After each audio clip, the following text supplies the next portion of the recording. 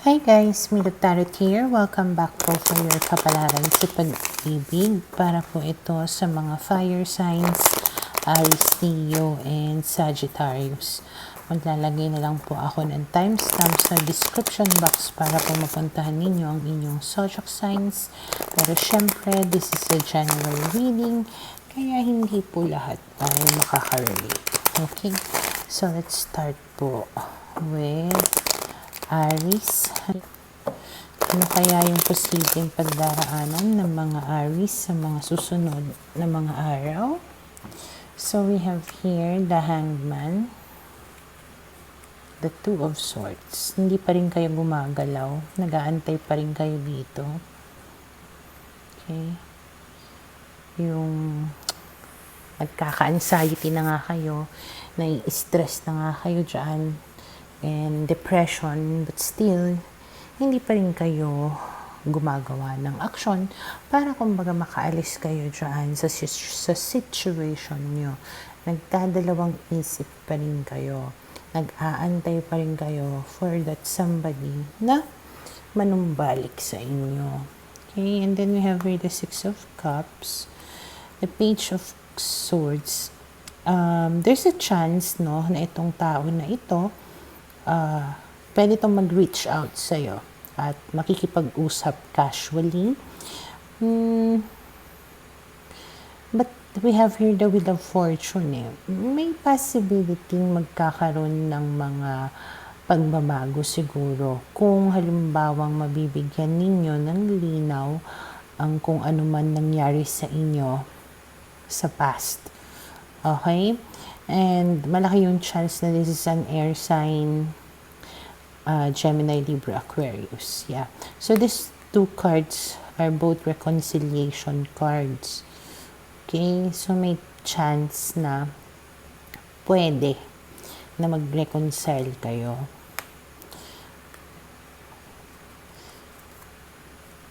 Pero, ang sinasabi dito, kailangan mong pag-isipan din ng maigi kung talaga bang makikipag-ayos ka, makikipagpalitan ka dito, or it's better kung maging single ka na lang. Kasi may chance na baka may some kind of manipulation panggagamit. Kaya siya nakikipag-ayos sa'yo. We also have here water sign, Cancer, Scorpio, Pisces. Knight of Pentacles, the Lovers, and then the Moon. So, parang hindi ganun pa rin ka-clear yung intention niya towards you. Maaring pag bumalik siya sa'yo, it might seem na seryoso siya. Binibigay niya, pinapakita niya sa'yo yung sincerity or yung pagiging serious niya na gusto niya maging lovers kayong muli. Pero dahil lumabas si the Moon, ibig sabihin may hidden agenda. Parang hindi pa rin malinaw kung ano yung totoong intention niya, hangarin niya kung bakit siya nakikipagpalikan dito. Tapos na andito pa si Magician na nagsasabi na maaaring minamanipula ka or gagamitin ka, kaya siya nakikipag-ayos. Kaya siguro din sinabi dito na kailangan mong pag-isipan ng maigi kung makikipagbalikan ka ba sa kanya. I know na matagal mong inaantay itong tao na to na mag-reach out sa'yo, na makipag-ayos sa'yo, kaya hindi ka kumikilos. Pero siguro, ang nafe-feel ko dito, meron kang kailangan na makita or ma-experience muli para siguro finally matauhan ka na. Kasi sa ngayon talagang clouded yung judgment mo, parang bulag na bulag ka Okay? Kaya it keeps on happening over and over again kasi hindi ka natututo. Okay? Parang kailangan talagang isupalpal sa'yo na eto yung inaantay mo, Ito yung pagkahiling-hiling mo, pinagdadasal mo, ibabalik ko sa'yo para ikaw na mismo ang maka-experience muli kung bakit hindi na dapat siya na balikan. Okay, so yun yung nakikita ko na posibleng mangyari sa mga Aries. Para sa mga Leo, okay, so let's see, ano kaya yung posibleng pagdaraanan ng mga Leo sa mga susunod na mga araw.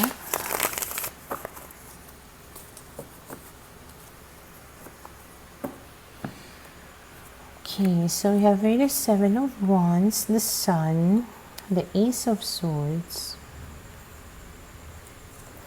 and then we have here the Devil. Okay, so sa nakikita ko dito, ano ka, nagiging mas tough ka, mas nagiging positive, kumbaga yung outlook mo in life, ganon. Medyo dahil siguro naging malinaw na sa'yo na what you had in the past is something toxic or something na hindi talaga maganda, kumbaga na connection, okay? Kaya siguro parang naninindigan ka na dito, na karapatan ko na maging happy, I deserve to be happy, I deserve to be free, hindi na ako bibigay pang muli sa kanya, gano'n. Alam ko na ugali niya, alam ko na kapag nagkabalikan kami, magiging magulo lang kami. Oo, malakas yung connection namin, attraction namin sa isa't isa, but it's not healthy anymore. Okay, kaya parang naninindigan ka doon sa thought na yon. Okay, and then we have here the Page of Swords, the Ten of Cups, the Lovers, and then the Moon. But, ayun, yung paninindigan mo na yan will be tested sa mga susunod na mga araw. Ganun naman usually, di ba? Kapag sinasabi na natin sa sarili na natin na ayaw na natin, biglang doon sila dumarating, bumabalik. Kasi parang tinetesting ka, sige nga, tingnan nga natin kung talagang ayaw mo na, parang ganun. So, mag-reach out itong tao na to sa'yo, especially kung halimbawang may mga anak kayo, may family kayo, ganon. Or kung wala naman, maaari nga sasabihin niya sa'yo, gusto ko maging lovers ulit tayo. Gusto ko magkaroon ulit tayo ng relationship, blah, blah, blah. And, biglang ayun, naguluhan ka na naman. Na-confused ka na naman. Okay, so yung pinanindigan mo, mga pinagsasabi mo ng una, maaari na, ayun, wala lang, kainin mo lang, okay? And then we have here the Queen of Cups, kasi dadahilan mo, mahal ko pa pala siya, hindi ko pala talaga siya kaya na i-resist. Tapos ayun, dahil sa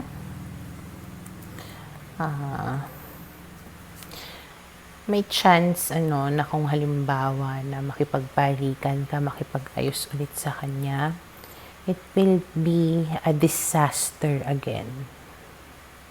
We have there the Tower. Okay? Kaya nandyan din si the Chariot na nagsasabing, halika na, sakay ka na dito. Layo na tayo dito sa disaster na ito. And then the World card is saying na i-end mo na tong chapter na to ng buhay mo. Okay? Kasi magiging magulo lang talaga. Mahal mo lang siya, that's it. Other than that, ano pa bang ang silwe? Diba? And then we have the Three of Swords, which is heartache. Page of Cups. And then Knight of Swords. Parang tatakbuhan ka lang na. Lahat ng mga promises, lahat ng mga magagandang sinabi niya sa'yo, nakikipagbalikan siya sa'yo, hindi niya rin lang maisa sa katuparan. Masasaktan ka lang. And then 10 of Swords, it talks about betrayals. So, ayun, hanggang ilang betrayal pa bang kakayanin mo. And of course, 10 of Swords also talks about endings. Maybe it's time to really end it. Okay? Parang time na rin na asikasuhin mo muna siguro or give attention muna sa self mo. Pasensya na po sa ingay kung narinig niyo yung mga pusa. Lalong-lalo na if your person is water sign. This person can give you flowers, can tell you flowery words, but then again, when it comes to execution or, alam mo yun, paninindigan, walay. Magaling lang siyang manuyo, mambola, paibigin ka. Pero, yung panindigan ka, medyo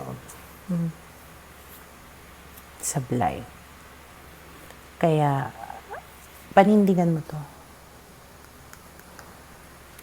Yung si 7 of Wands, kanina, parang fight for yourself, stand up for yourself. And then, again, this is a celebration. Celebrate yourself. Okay, self-love. Okay? So, yun yung nakikita ko na posibleng mangyari sa mga Leo. Para sa mga Sagittarius.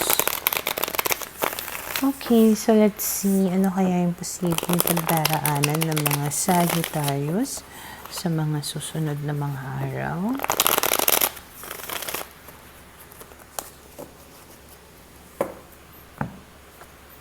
We have here the 4 of Wands, the Star, the Magician, the 3 of Swords.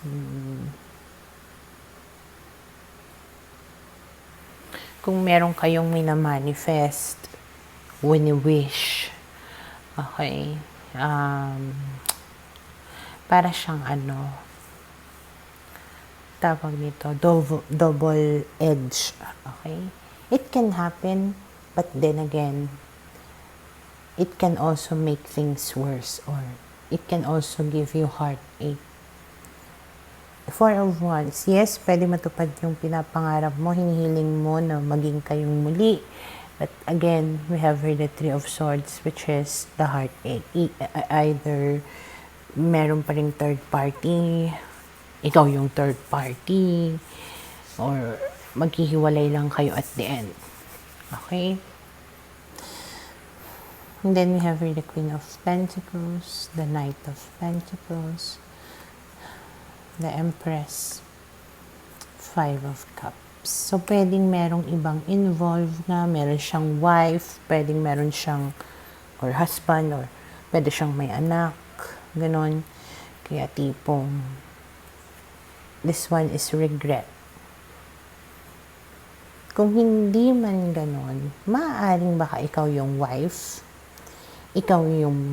kayo yung may anak. Kung wala man kayong anak, pwede kang mabuntis. Pero ayun nga, it will cause you a lot of pain, a lot of crying. Kasi pwede nga na may iba. So bumalik nga siya, pero yung whatever na naging problem ninyo before, bit-bit pa rin ninyo, hindi pa rin naayos. Maaaring it's the same problem na may encounter nga ninyo.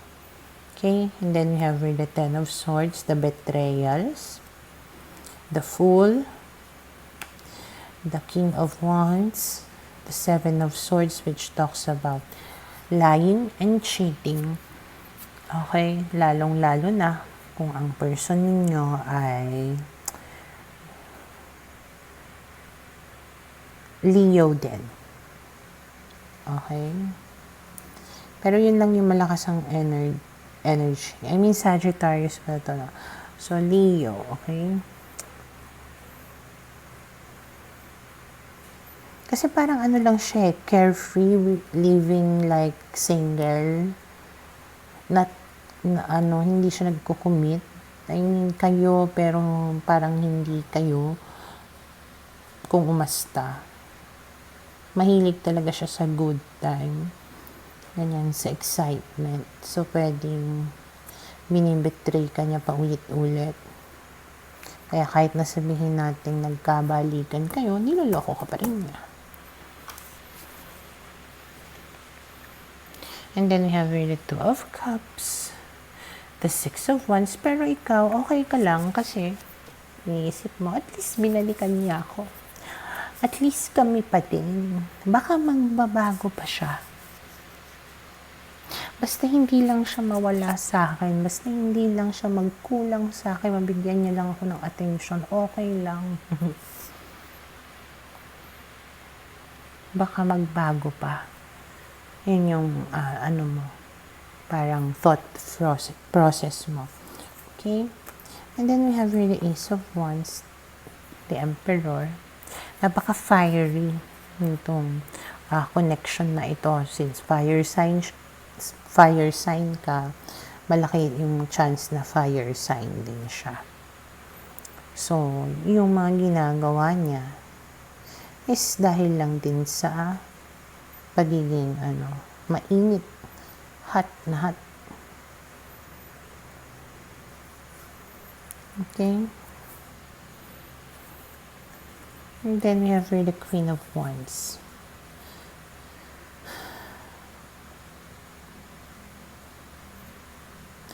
Kayo masyadong, yung parang relationship ninyo is based on, pagiging mainit. Hindi siya as in love. Maybe it's sexual, maybe ganon.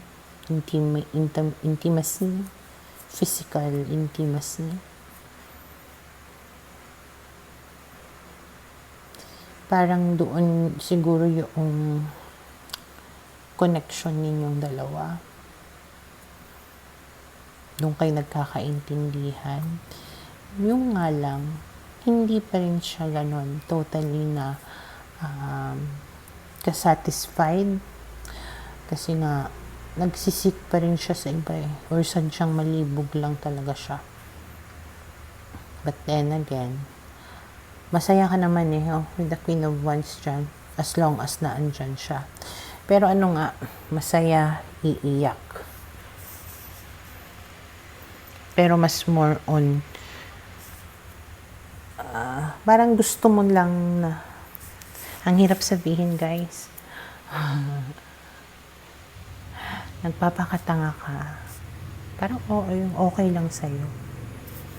Kahit nasasaktan ka na. Basta, hindi ka niya iwan totally. Nagpapakamartir ka na.